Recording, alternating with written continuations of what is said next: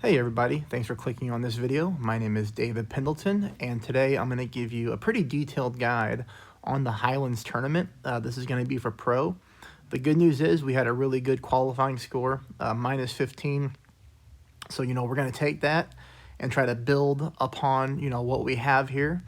When you watch my walkthrough, I'll give you some screenshots of where you need to line up certain shots and really kind of get into extra detail that a lot of streamers don't really do, and talk about how we can dial in a few shots. So I got this video out a little later than I normally like to. It's been a crazy week here at home. My daughter has COVID and my wife just tested positive for COVID yesterday, so I'm trying to take care of them while they're sick. And it's just been a crazy week. So besides that, do me a couple favors if you can. One, please subscribe to my channel. That really helps me out. I'm trying to build this thing up. And then secondly, play your rounds, kick some butt. If you found out my guide, really helped you out. If you found out, the way that I slow it down did good for you, please donate to my channel. That helps me out tremendously.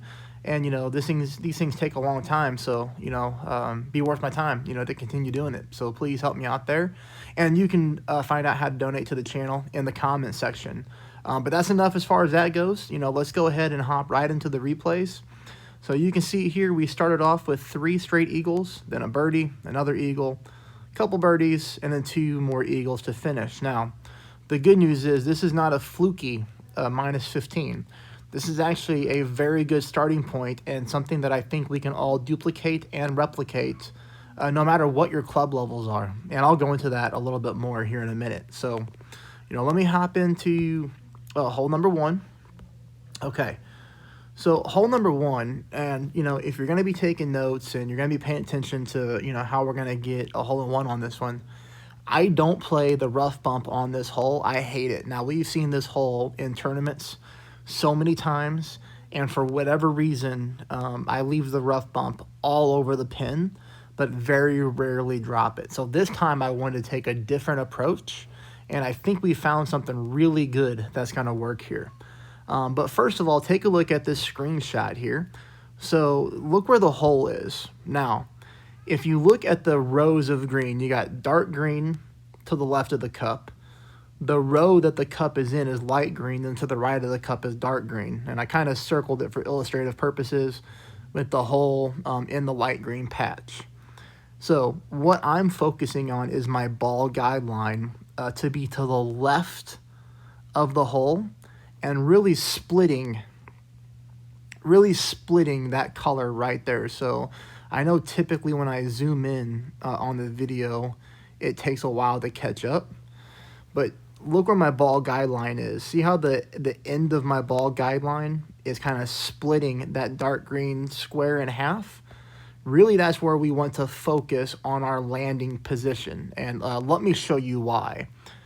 So the first thing is that I'll talk about is I know a lot of people out there are following guides, okay? You're following like Golf Clash Tommy, you're following Finzel, you're following, a lot of really, really freaking good players, much better than me by far.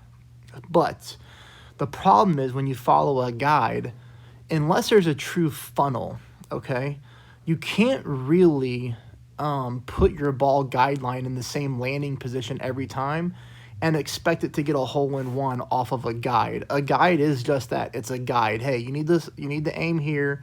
And, if by chance you get the exact same wind, that one of those big streamers have, and you pull the proper rings of the proper elevation, then, yeah, you'll probably get the hole-in-one. But, let's say that, Tommy makes his guide off a 6.5-mile wind, okay, on this particular hole, and he gets the hole-in-one. So what's he going to do? He's going to take screenshots of where he lined up at. He's going to tell you to play this hole, whatever, 25% elevation at max distance of your club. And if you aim where he did with the exact same wind and you pull your rings correctly, you should get a hole-in-one too. But what happens if you get hit with a 5-mile-per-hour wind like this?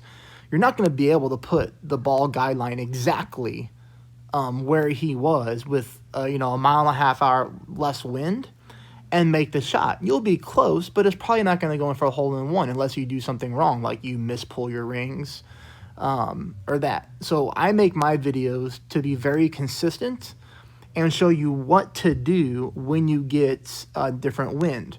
So let me show you this shot. All right, I'm gonna shut my mouth up now. But let me show you this shot, okay?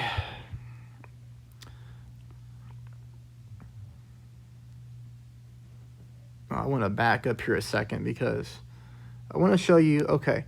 Now, do you see here, look at my ball guideline. It's to the left of the hole, right, in the dark green squares, but notice how it's not splitting the squares. Notice how it's just in the corner this time. And watch where this shot goes. Now, if you want to know what I'm doing as far as spin goes and elevation, Kingmaker, full right spin, which is 3 bars of right spin, and just a little bit amount of top spin. And then I'm pulling 25% elevation at max distance of my club. So if you're taking notes, that's what you need to write down. Now, take a look where this ball rolls, okay? Now, this was Monday. So Monday, I barely miss, and today's Wednesday. So, you know, what I wrote down there, you know, was 6.1 mile per hour wind, or whatever this was, 6.1 mile per hour wind, right? Oh, sorry, 5 mile per hour wind. We missed barely to the right, and I wrote down where my ball guideline was, all right? So today what happens is I get stronger wind. I'm going to use the exact same spin for the top spin and side spin because, as you notice, the ball came in really smooth to the hole. It didn't come in too fast. So therefore, I know that in this tournament, right now the wind's going to be blowing the same way every round. The only thing that's going to be different is the mile per hour. I know that 3 bars of right spin and just a little bit of top spin is a smooth roll. So all I have to do is figure out my landing position. So this time, because I have higher wind, I decide to move my ball guideline further left, as you'll see here, okay? Now you'll see I am splitting the green squares. So I moved it further to the left because now we know how the ball rolls on this green. Now the same thing here, 25% elevation at max distance of our club.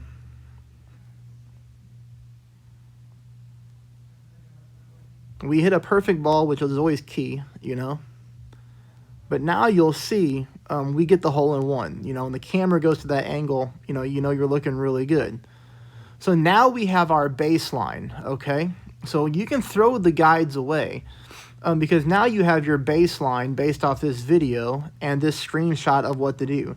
That right there with a 5.9 mile per hour wind is a hole in one with 25% elevation, max distance of our club. So if I got the 5.0 mile per hour wind again, I would move this just a fraction to the right. So I would move it closer to the pin because I'm not going to get as big of a wind push. All right, hopefully that makes sense. If I get more wind, then I got to move this a little further left of the pin. And that's how we're going to be really consistent with getting the hole in one as the rounds move on.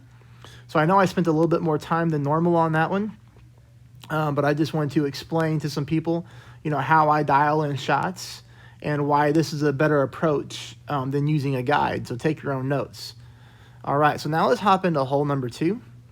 Hole number 2 is really going to be a must eagle if you want to win the tournament, and I'm sure that's why you're watching this video, is to win and get a gold, or at least compete for gold.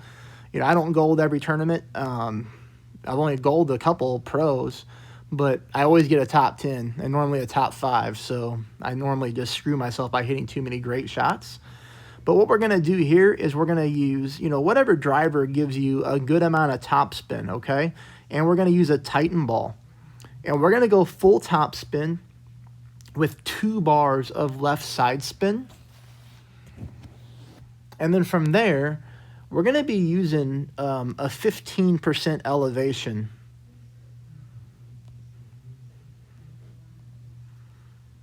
All right, now I have to pause it right here because I'm going to teach you guys a little bit of a technical thing, and it's going to be hard to get this make sense.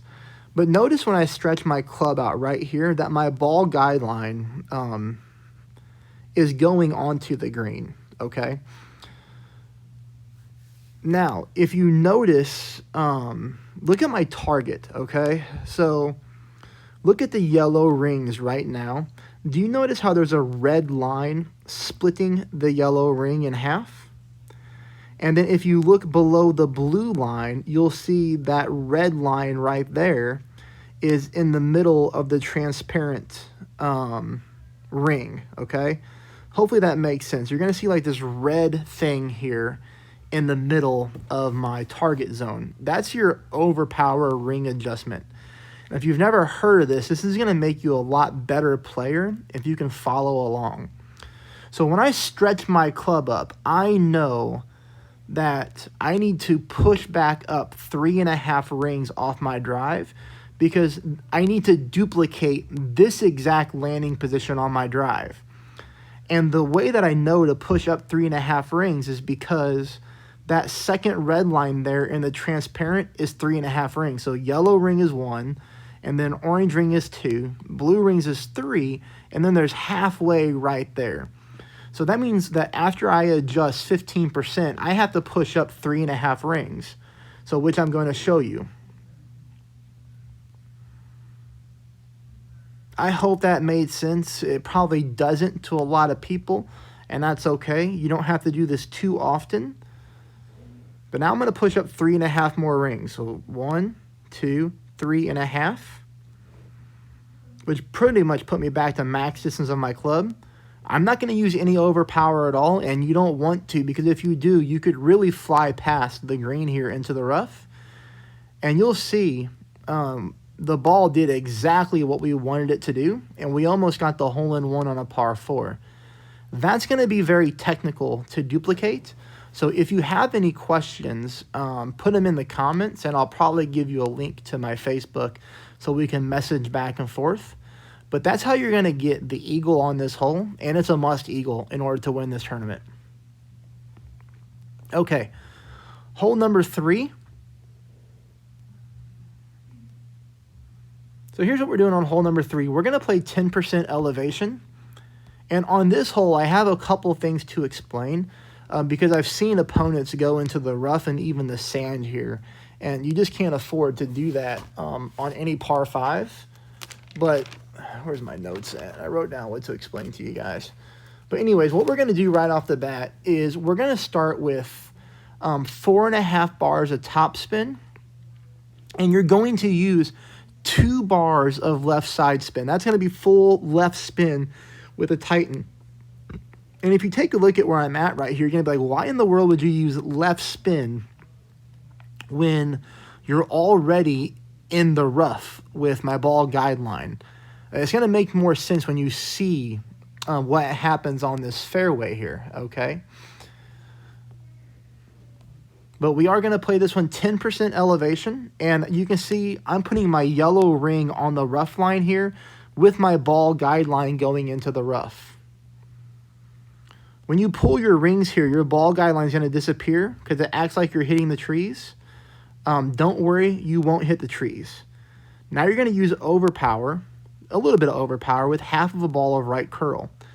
Not too much overpower, everybody. Don't go crazy with this. Right here is the reason why we needed to use left side spin, because look how close we still got to the rough line. So this hole can be deceiving. Most people would think you need to use right side spin to get yourself out of that rough area, you know, when we were lining up our shot with the ball guideline. And that's what I thought too, and I did roll into the right-hand rough here on Monday. So I've corrected this shot. We're going to use left spin, and we're going to use right curl to get us out of that situation. And you're going to see that once you get this down, it's going to be a very easy drive, okay? Very simple. Now we're going to go into shot number 2. Now, I'll show you shot number 2, which I hit on Monday. I did not hit it today. As you saw, no albatrosses on my sheet, and we still did a minus 15. But right here, I got enough distance on the drive to do the rough bump. And I leave in my ball guideline just a little bit short of the pin here, a couple squares, just because I know that we're going to get a pretty good roll here whenever our ball touches down. I was pulling this one 20% elevation,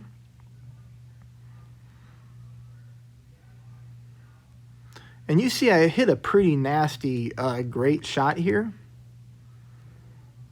And this thing still rolls in for an albatross. Now, obviously, great left albatross, that is not able to duplicate. But I just wanted to show you the spin adjustment if you're going for the rough bump and where to leave your ball guideline. All right, so now here's another shot. If you don't get a lot of distance on your drive, you're going to have to back it up and do this type of shot right here. But I want you to do the same 20%. And I want you to do the mid distance of your club here instead of max distance if you're doing the rough bump.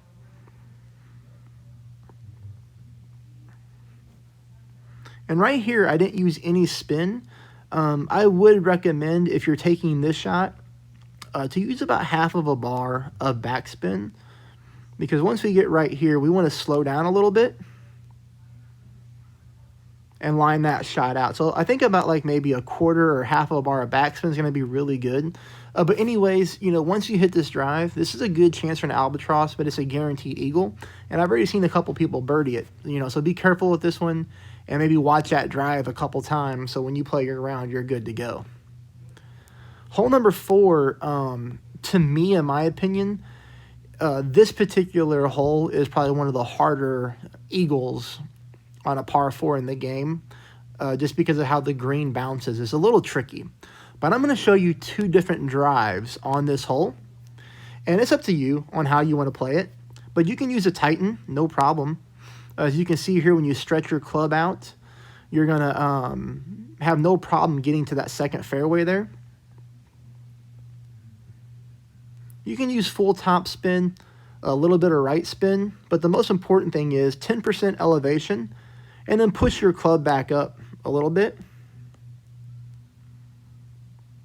And I used, you know, Overpower, not full Overpower though, about halfway to the ball guideline, and you'll see there is no problem with this drive. So this should be pretty much an automatic birdie hole. But if you want to gamble a little bit, you can try this shot right here. And this is probably how I'm going to end up playing it. So we're going to use an APOC, and we're going to go with full top spin. And this is actually going to be a power 4 ball. Wind resistant 2. I didn't want to go too much wind resistance. So I pull this one again, 10%. Overpower with left curl. I even hit a great shot, and you'll see I have no problem here.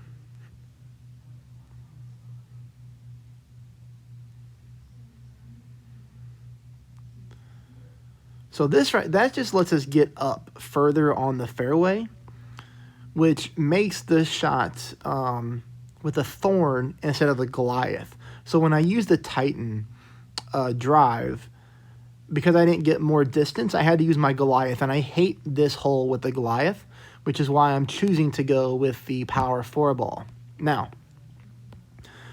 the biggest thing to know about shot number 2, if you're taking notes, you're going to want to write this down. When you line up like I do, well, when you line up anywhere pretty much on this hole from this angle, your ball is going to kick to the right-hand side of the cup. So you're going to want to offset your ball guideline to the left, which I'll show you here. But I'm at max distance of my thorn right here, and I'm using 10% elevation.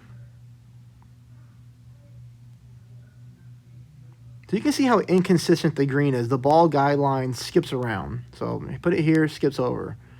So I left it, about 3/4 of a green square to the left of the cup. My ball guideline is not in the cup.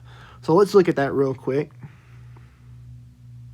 So there's where I settled up on my ball guideline. Notice how it's not in the pin at all, because I know I'm going to get a natural kick to the right-hand side as soon as my ball touches down. Now I'm pulling this one at 10%.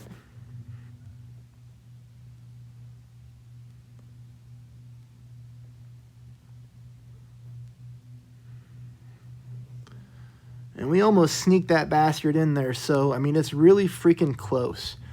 So what am I going to do next time? I'm going to try 15%. Because with the way the ball guide was skipping around, I don't really think I can move it I don't think I can offset it much more to the left. So I'm going to try 15% on the next round and see how it goes. But the good news is if you complete the drive there, you can't really screw up the second shot.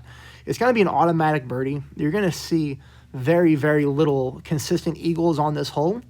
But I feel like we might be close. So if I get it, if I find something really consistent, then make sure you subscribe and turn notifications on, because every once in a while when I find some really good consistent shots, I update the guide and I make a very short video of the holes I have dialed in. All right, so now we'll talk about hole number 5. So hole number 5, we're going to be using a 20% elevation, and I'm going to be using a Kingmaker here. Now the thing to know is, and I'm going to show you 2 ways to play this hole, 2 different drives. I'm going to show you an APOC, and then I'll show you an extra mile, just because I know that not everybody has an APOC 5, and a lot of people use extra mile over an APOC anyways. But one thing to know is when you hit this drive here, and I'll show it to you again, this ball seems to roll a little faster than I ever thought it would on this fairway. We don't have a lot of room for air here. So look how close we get to the rough line. That's way too close for my comfort, but let's back this up for a second so you can see the spin adjustment that I use. There we go. So right here is full right spin with 1 bar of top spin. And if you're looking for landmarks of where I'm setting up right there. So basically my orange ring is almost at the rough line, at the plus 14 yard mark. The biggest thing I was looking for was my second bounce. So look at my second bounce, how it's just beyond the rough there. So that's where I wanted my ball to land. So with 1 top spin and 3 bars of right spin, boom, you see where we end up at, okay? Now here's another way to approach it with an extra mile with a different landing position.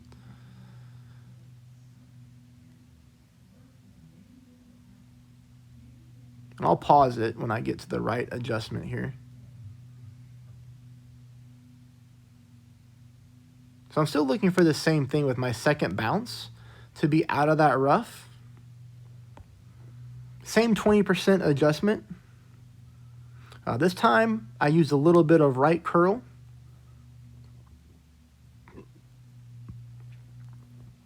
But same thing, look at this. This ball takes off on me. And that's about as damn close as you can get. So watch out for the top spin. So watch, however way you're going to play it, okay? Watch out for the top spin and reduce it from what I used. So for example, with my APOC, I used 1 bar top. I'm going to make that half a bar top. I think with this shot right here, I used, shit, I don't even know what I used. I have it written down. So with this shot right here, let's look. I know it's not 3. I think I backed that off. I used 2 bars of top. No, 2.5. So I'm going to reduce that down to 2. And then we'll have better control there. Now this is the second shot to pin. Depending on where you land your drive, you could play from the right-hand side. But I chose to play from this side.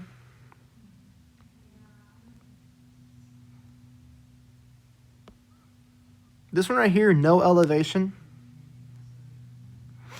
And pretty much all you're going to do is just curl the ball onto the green.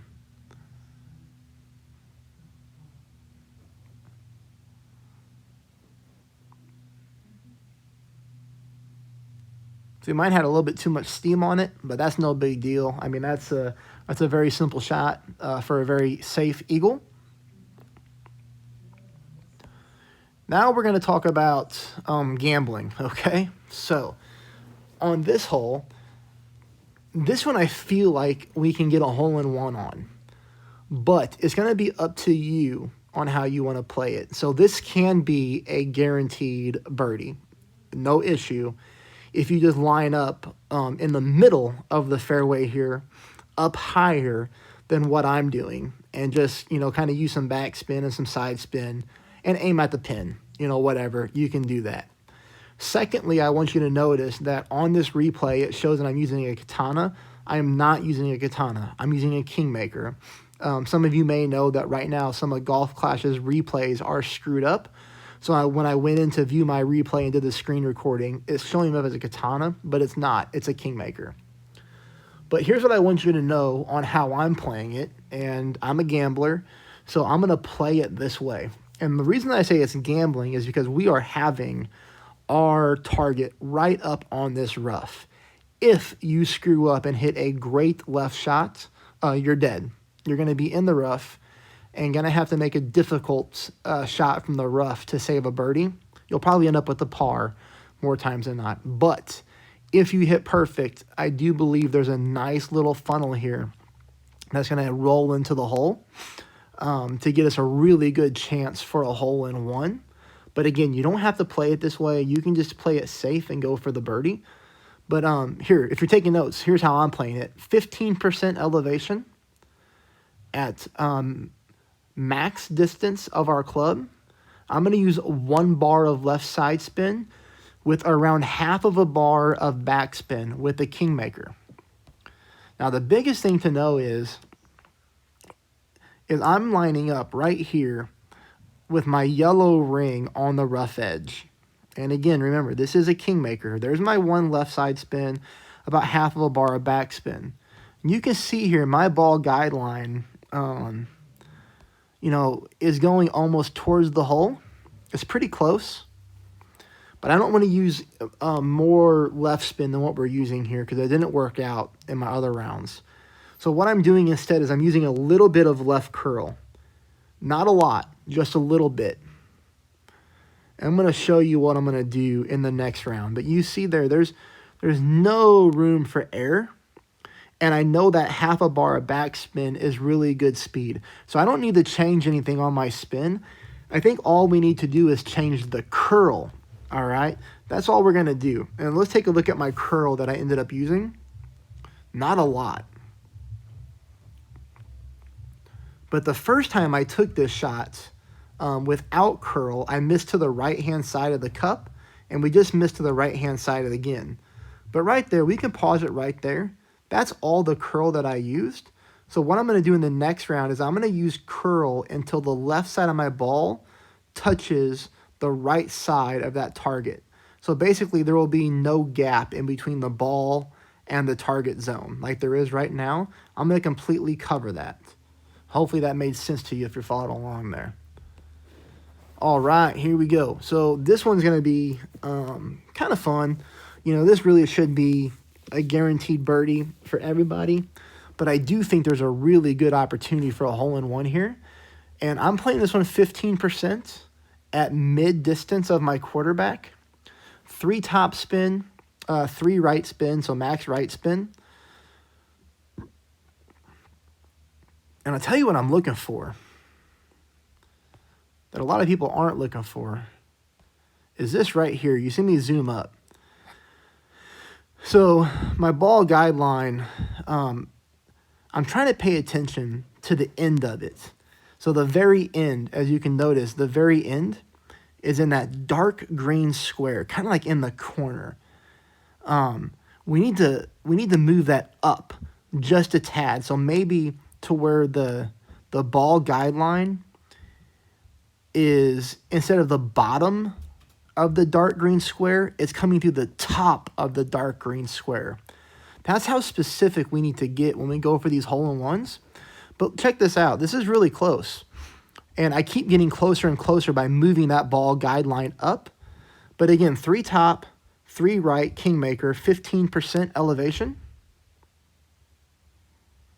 And about half of a bar of right curl. Now, that's the hardest part to duplicate, which is either going to make us miss the shot by a little bit. But I think if we can just get our ball guideline up a little bit more, then we'll come in right at the pin. But, I mean, damn, that's as close as you can get. So, again, watch that. Take some screenshots. And then just, have it open on another device when you're playing around and try to duplicate that, try to replicate that landing spot, but just move it up a little bit.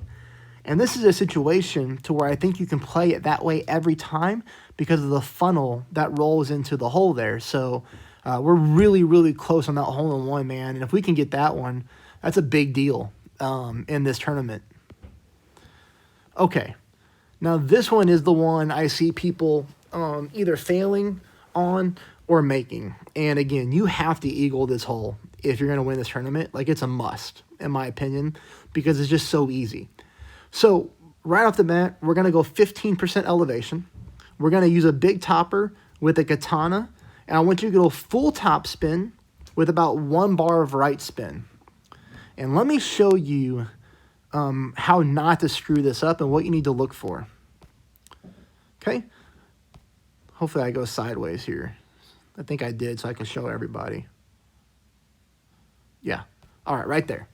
So look at the second bounce on the ball guideline. Notice how it's completely in the fairway, but I left myself room, okay? I'm not like all the way up against a rough. I'm like in the middle of that little patch right there of fairway. And then look at the end of my ball guideline, how it's basically in the rough but rolls out. That's what you want to replicate. And no matter what your big topper is, you'll be able to replicate that. 15% pull. And just take a normal shot. Do not overpower. I am very, very lucky on this particular drive because I hit a great shot. And normally when you hit a great shot with a big topper, you could be screwed because the accuracy sucks. Now from there, we're talking about just getting our wedge out, going max top spin, and knocking it in. You know, but here's another one. Here's my shot today. You can see here, katana, full top, 1 bar right spin. And I'm trying to replicate that same thing with my landing spot. So there it is. Even better this time. So I moved it a little higher up, but I still have plenty of room on that second fairway. But this time I have my ball guideline, the end of my ball guideline, all the way in the fairway.